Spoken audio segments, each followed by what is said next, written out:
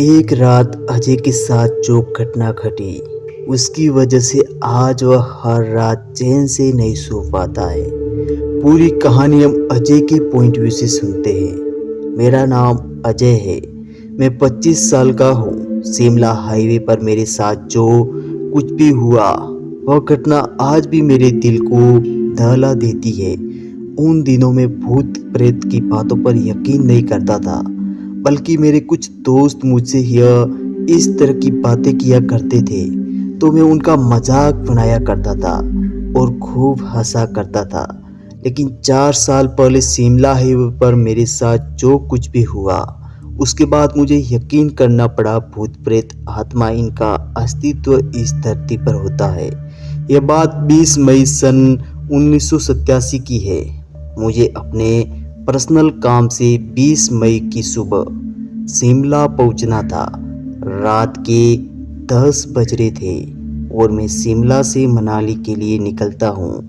मैंने सोचा रात का सफ़र है और अकेले जाने से बेहतर है कि अगर मुझे एक दो सवारी मिल जाए तो मेरे लिए डीजल का पैसा निकल जाएगा। यह सोचकर मैं अपनी ऑटो को ऑटो स्टैंड की ओर मोड़ता हूँ और वहाँ ऑटो लगाकर सवारियों का इंतजार करने लगता हूँ। इंतजार करते करते करीबन 1 घंटा बीत गया। मुझे कोई सवारी नहीं मिली तो फिर मैं अकेली गाड़ी लेकर वहाँ से निकल जाता हूँ। मैंने सोचा कि रास्ते में अगर कोई सवारी मिल गई तो मैं उसे अंदर बिठा लूँगा। मैं ऑटो ड्राइव कर रहा था। धीरे धीरे हाईवे की ओर बढ़ने लगा, पर रास्ते में मुझे कोई भी सवारी नहीं दिखी। चूँकि मैं अकेला था, मैंने सोचा कि क्यों ना मैं पुराने हाईवे से जाऊं, इससे मले मेरा टोल टैक्स के पैसे भी बच जाएंगे। यह सोचकर मैंने अपनी गाड़ी को पुराने हाईवे की ओर घुमा लिया। मैं हाईवे पर कुछ ही दूर गया था कि रोड के किनारे मुझे एक अंकल खड़े दिखे। मैंने गाड़ी रोककर उनसे पूछा, कहा अंकल। उन्होंने बोला मनाली जाना है। मैंने बोला फिर बैठ जाइए अंकल।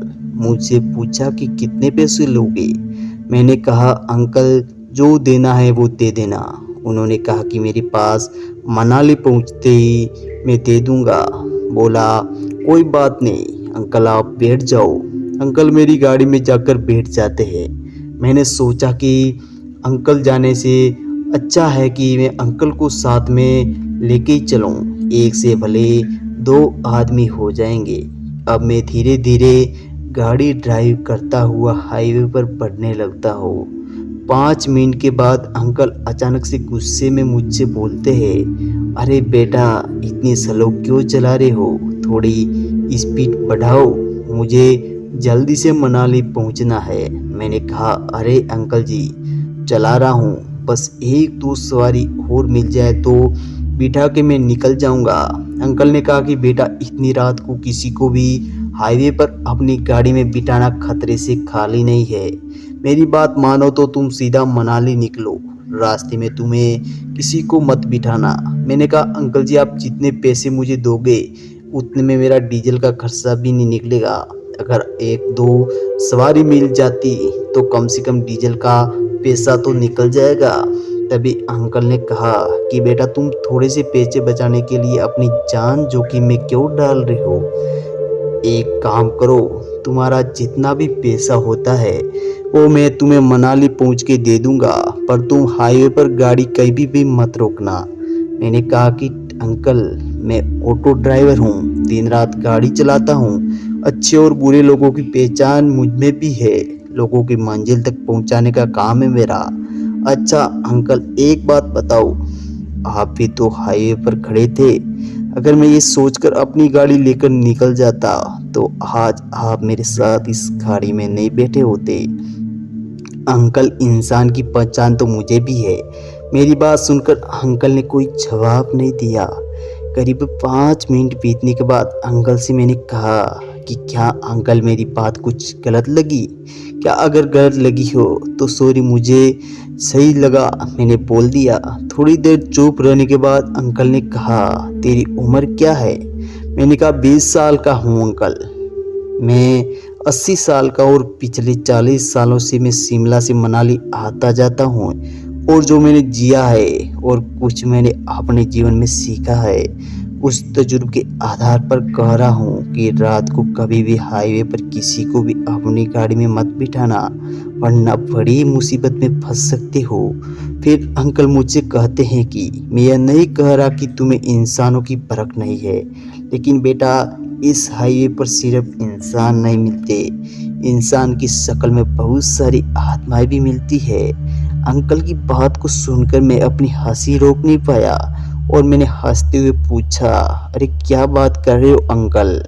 इतने में अंकल ने एक घबराने की आवाज़ में कुछ बोला और मेरी पीठ के पीछे एक हाथ रखा और हाथ ऐसा था कि मानो एक लंबा सा हाथ बढ़ गया हो और उसके अंगुलियों के नुकीले नुकीले नाखून निकल आए थे। मैंने झट से अपनी गाड़ी को रोका और उस हाथ को देखने लगा।